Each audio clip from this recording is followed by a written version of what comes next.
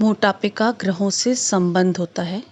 अलग अलग दशाओं में मोटापा घटता बढ़ता रहता है। नमस्कार मित्रों, एस्ट्रो शची चैनल में आपका स्वागत है।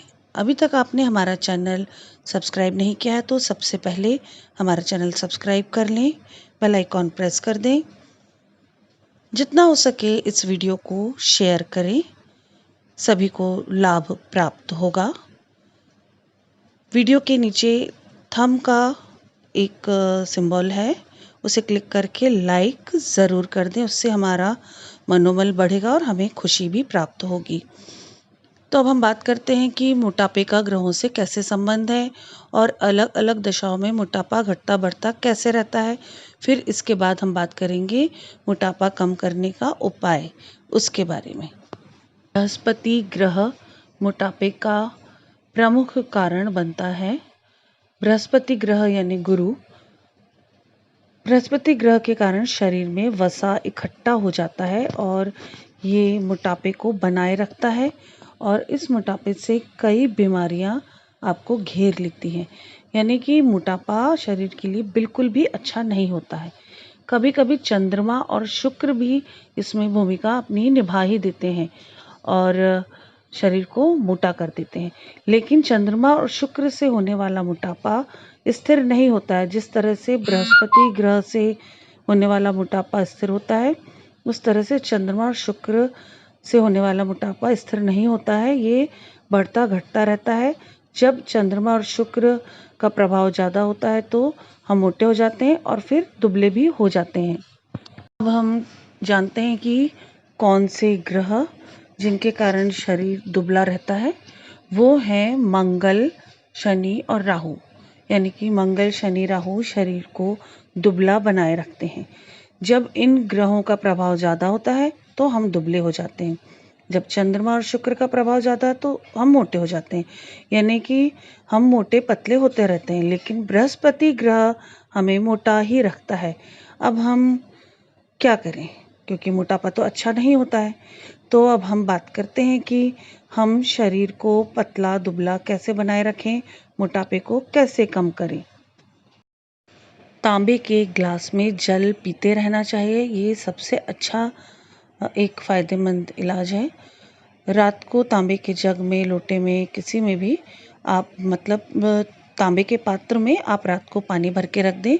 सुबह उठकर बिना ब्रश किए, बिना कुल्ला करे आप उस पानी को पी लें।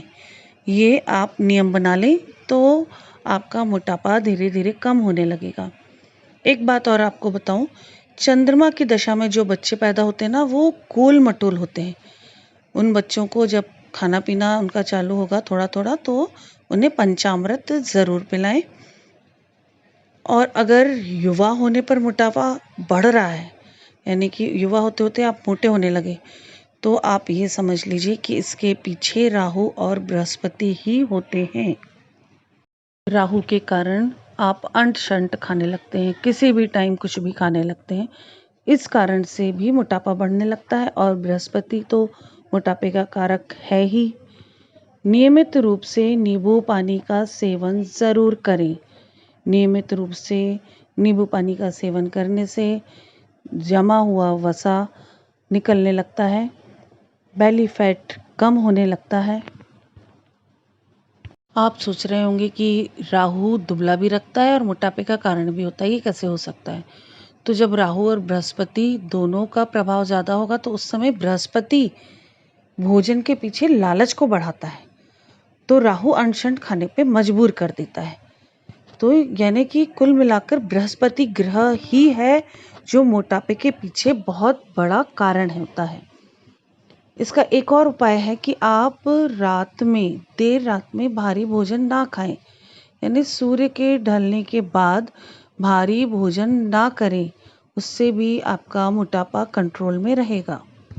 पालथी मारकर ही बैठें और हाथों से ही खाना खाएं। मोटापा कम करने के लिए ओनिक्स रत्न धारण करें। ये ओनिक्स एक स्टोन है जो पन्ना का सब्स्टिट्यूट है। वैसे तो पन्ना धारण करना चाहिए, उससे मोटापा तेज़ी से कम होता है, लेकिन पन्ना से साइड इफ़ेक्ट भी हो सकते हैं। बिना कुंडली दिखाए धारण ना करें। ओनिक्स धारण कर सकते हैं आप। इससे काफ़ी फ़ायदा होगा और आप दुबले होना शुरू हो जाएंगे। खाने पीने पर ध्यान दें, समय पर खाएं, भारी भोजन सूर्यास्त के बाद ना खाएं, सूर्यास्त से पहले ही खा लें जो खाना है। इसके अलावा ओनिक्स ज़रूर धारण कर लें और अपनी हॉरोस्कोप दिखा लें, उसके हिसाब से उपाय जान लें। हॉरोस्कोप दिखाने के लिए आप मुझसे संपर्क कर सकते हैं। मेरा कॉन्टैक्ट नंबर है 9820793975।